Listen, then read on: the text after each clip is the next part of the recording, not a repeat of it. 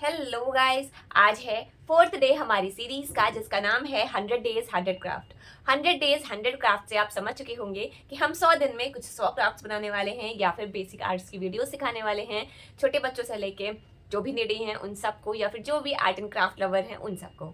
तो चलिए आज का वीडियो अभी कंटिन्यू करते हैं। तो चलिए हम आज का वीडियो बनाना शुरू करते हैं। Let's go.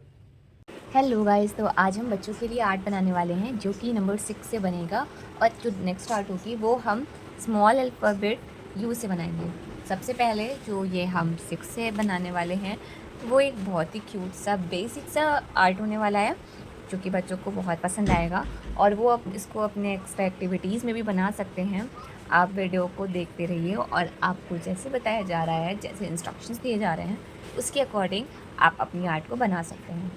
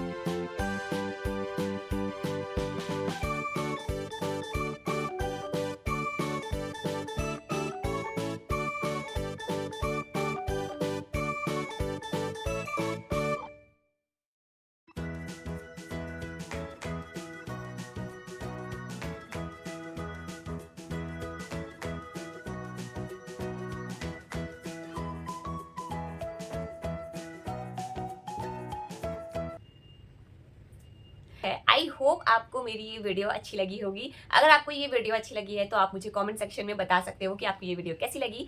तो हम मिलते हैं अब नेक्स्ट वीडियो में, तब तक के लिए bye bye, thanks for watching.